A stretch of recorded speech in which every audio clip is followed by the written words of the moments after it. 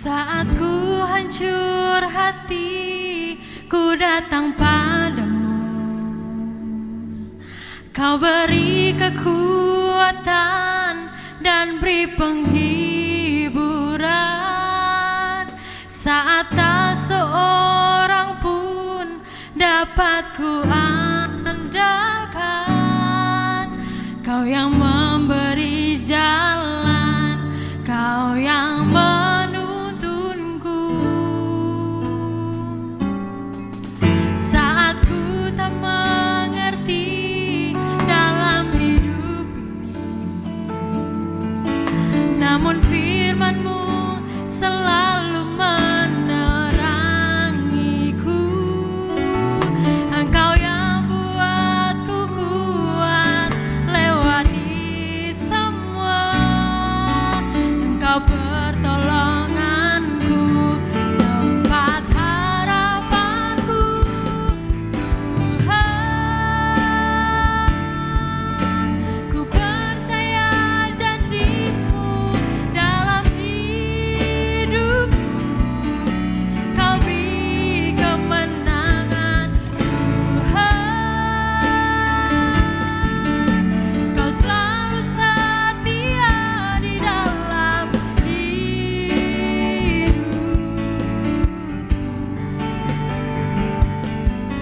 Kau berharga bagiku, Kaulah jaminanku dalam hidupku.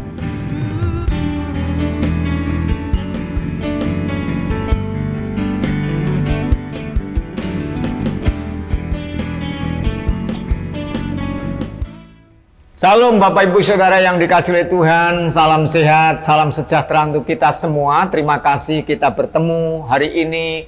Rehat, renungan hati sehat. Kalau hati kita sehat secara rohani, maka itu akan berdampak dalam kehidupan kita. Amin, Bapak Ibu.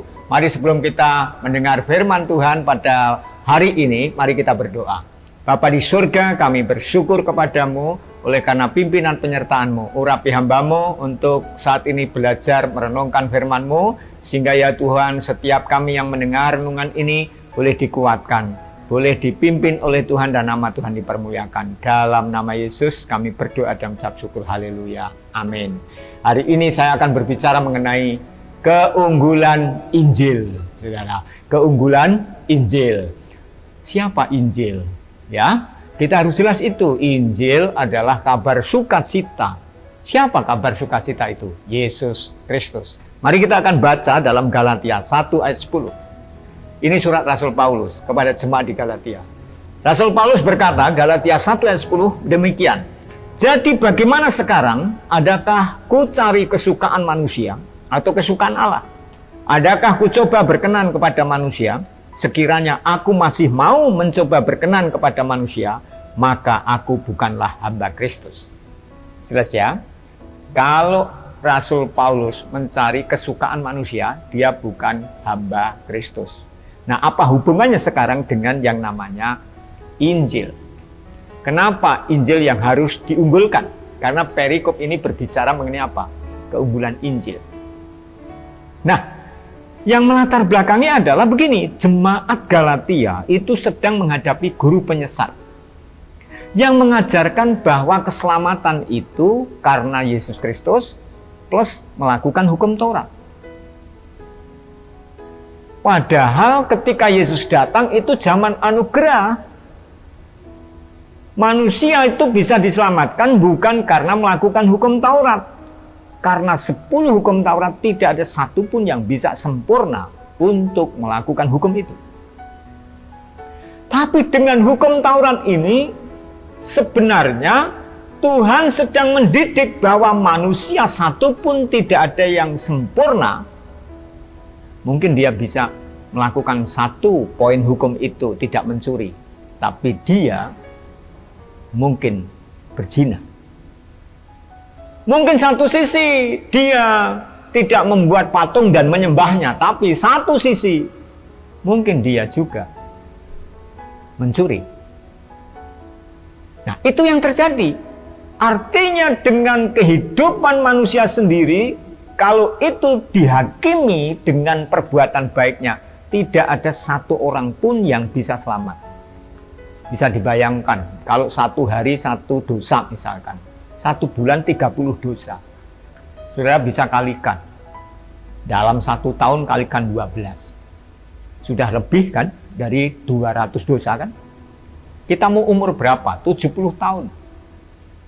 Berapa dosa yang kemudian ditanggung? Itu sehari cuma 1 dosa. Padahal surga adalah tempat yang kudus. Tuhan berkata, kuduslah kamu sebab aku kudus. Jadi tidak mungkin kalau kita ini tidak kudus, kita bisa masuk ke tempat kudus. Tidak mungkin dengan perbuatan kita. Jadi kalau begitu, untuk melakukan hukum Taurat yang 10 saja, tidak mungkin kita ini bisa memasuki surga. Satu-satunya cara adalah anugerah. Di dalam siapa? Yesus, yang adalah Injil. Maka Yesus harus ditinggikan. Injil harus menjadi yang utama.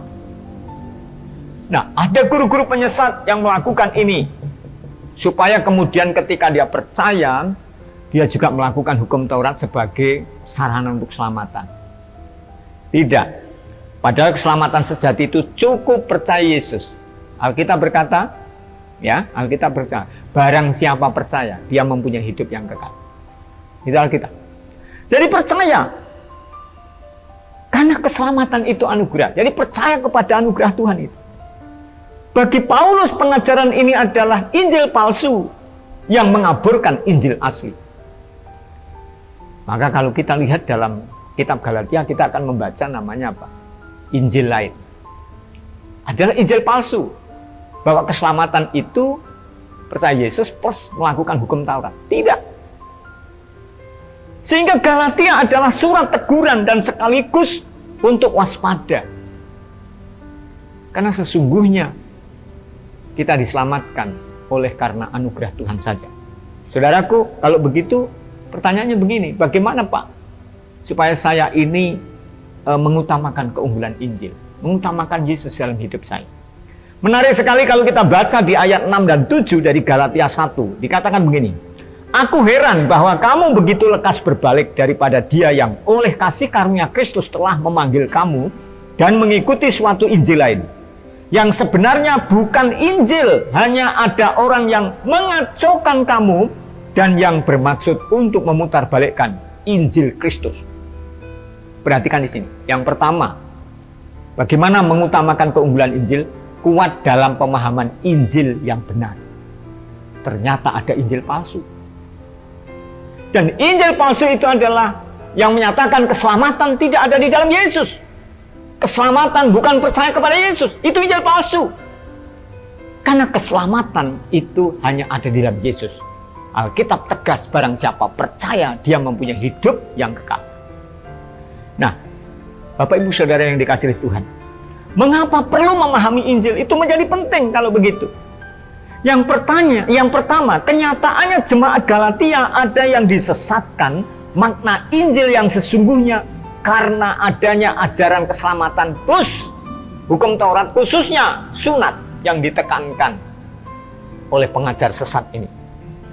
Ada yang mengacaukan jemaat dan kemudian memutarbalikkan Injil Kristus, sehingga perlu memahami Injil yang benar karena ada orang yang memutarbalikkan.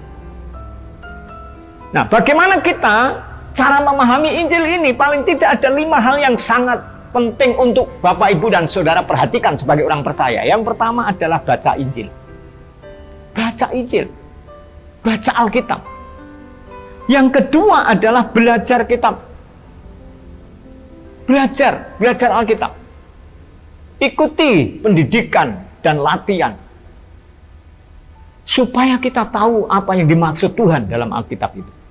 Yang ketiga adalah renungkan Injil, direnungkan. Jadi ketika membaca, direnungkan. Apa maksud Tuhan, apa kehendak Tuhan. Yang keempat adalah lakukan pengajaran Injil. Lakukan dalam hidup kita. Kalau Tuhan mengajarkan rendah hati kita. Kalau Tuhan mengajarkan tidak boleh sombong, jangan sombong. Kalau Tuhan mengajarkan untuk setia. Kalau Alkitab mengajarkan untuk kita beribadah. Kalau Alkitab mengajarkan kita untuk menghargai orang lain, hargai. Kalau Alkitab mengajarkan jangan membalas kejahatan dengan kejahatan, jangan membalas. Lakukan apa yang kau baca. Berikutnya adalah nikmati berkat-berkat dari kitab Injil. Nikmati apa yang diajarkan oleh Tuhan Yesus. Nikmati itu dalam hidupmu. Ini. Jadi Bapak Ibu Saudara yang dikasihi oleh Tuhan, Injil adalah kabar sukacita di dalam Yesus Kristus yang harus digali dengan sungguh-sungguh. Alkitab itu bukan hanya untuk bantalan tidur, tapi digali. Kalau ada Alkitab di HP kita, bukan hanya untuk pajangan yang kita download di HP kita, dibaca. Hati kita senang ketika kita mampu untuk memahami Injil. Itu harusnya. Jadi jika kita tidak senang untuk memahami Injil, berarti salah dalam pengertian kita. Kalau kita kemudian tidak senang dengan kita belajar firman Tuhan, berarti ada yang salah dalam diri kita. Jadi Bapak Ibu Saudara yang dikasihi oleh Tuhan, kita harus kuat dalam pemahaman Injil ini yang benar, supaya kita memahami apa yang menjadi maksud Tuhan bagi hidup kita sebagai orang-orang percaya. Maka harus senang belajar. Yang berikutnya, yang kedua. Yang kedua adalah kuat dalam mencari kesukaan Allah, bukan diri sendiri. Kita lihat ayat 10 tadi. Jadi bagaimana sekarang? Adakah ku cari kesukaan manusia atau kesukaan Allah? Adakah ku coba berkenan kepada manusia? Sekiranya aku masih mau mencoba berkenan kepada manusia, maka aku bukanlah hamba Kristus. Mengutamakan Allah adalah keharusan. Dengar ini, mengutamakan Allah adalah apa? Keharusan. Jika tidak mengutamakan Allah, berarti bukan hamba Kristus. Saya dan saudara bukan hamba Kristus kalau tidak mengutamakan Kristus, tidak mengutamakan Allah. Apa maksudnya Paulus? Kita harus mengutamakan Allah. Yang pertama, karena Tuhan itu harus nomor utama. Tuhan itu nomor 1, bukan nomor sekian. Yang kedua, seturut kehendak Tuhan adalah lebih utama. Seturut dengan apa yang Tuhan mau itu lebih utama. Kita memasuki zaman anugerah keselamatan bukan karena melakukan hukum Taurat, tetapi percaya Yesus. Percaya Yesus. Orang yang sudah mendapatkan anugerah harus menunjukkan hidup dalam hidup moral, hukum moral. Tetapi bukan berarti hukum moral itu yang menyelamatkan. Tapi hukum moral yang dilakukan itu adalah tanda kalau kita sudah diselamatkan. Saya bisa gambarkan gini. Ada pohon nih. Pohon dengan ranting. Ya. Ranting menyatu dengan pokok daripada pohon. Betul? Kemudian ada berbunga menghasilkan buah. Saya mau tanya, kira-kira ranting yang menghasilkan buah ini hidup dari buah atau dari bersatunya dengan pokok? Kalau Tuhan Yesus menggambarkan, akulah pokok anggur dan kamulah ranting-rantingnya. Barang siapa tinggal di dalam aku dan aku di dalam dia, dia apa? Menghasilkan buah. Sebab di luar aku kamu tidak dapat berbuat apa-apa. Artinya apa? Yang bisa memberikan hidup kita bukan buahnya, bukan perbuatan baiknya, tetapi yang membuat kita hidup itu karena ranting, karena kita itu bersatu dengan pokok, yaitu Yesus. Ketika bersatu itulah namanya percaya. Pada saat kita percaya kepada Yesus, maka kita ranting, sebagai ranting itu kita hidup. Kalau kita hidup, maka menunjukkan kita hidup menghasilkan apa? Buah. Buah dinikmati oleh orang di sekitar kita. Begitu Bapak Ibu Saudara yang dikasihi oleh Tuhan. Jadi kalau begitu dalam hidup ini, jangan mudah lari ke sana kemari dipengaruhi oleh dunia sehingga hidup kita ini tidak jelas. Engkau bersatu, bergabung dengan salah satu gereja, kemudian dibentuk di situ. Jangan minggu di tempat ini, kemudian dicabut lagi. Minggu di sana dicabut lagi. Minggu berikutnya di tempat lain dicabut lagi. Tidak pernah akan bertumbuh. Tidak pernah akan bertumbuh. Pasti pohon yang dicabut setiap minggu akan mati. Begitu juga harus jelas keanggotaan gereja kita, di mana kita bergereja. Jangan hanya mencari kesenangan sendiri. Kita bergereja kalau kita membutuhkan. Kalau tidak butuh, saya tidak bergereja. Itu bukan jemaat yang benar. Tidak mungkin dia bisa bertumbuh dengan baik. Tidak mungkin. Kalau engkau pindah-pindah, engkau juga tidak akan bertumbuh dengan baik. Engkau akan dibingungkan dengan pengajaran-pengajaran yang tidak baik. Walaupun mungkin menurut orang itu baik, tapi sesungguhnya akhirnya berdampak kita tidak baik.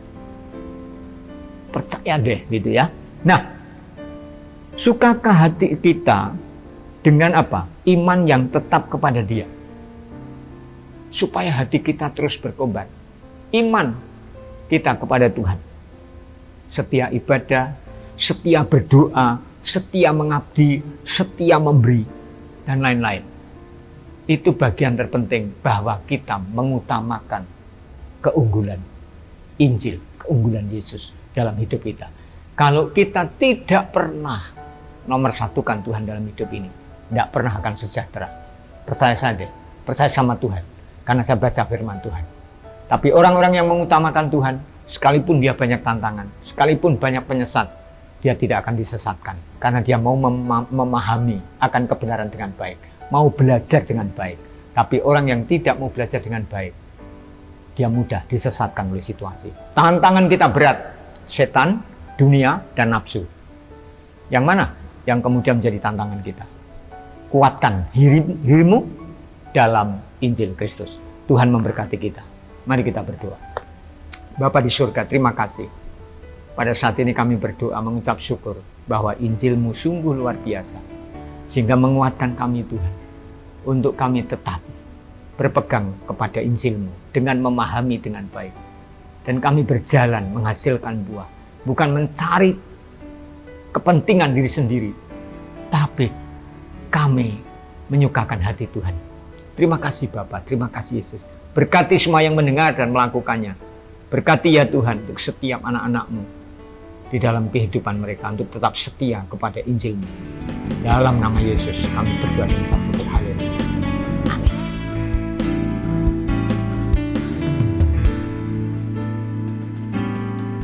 Saat ku hancur hati, ku datang padamu. Kau beri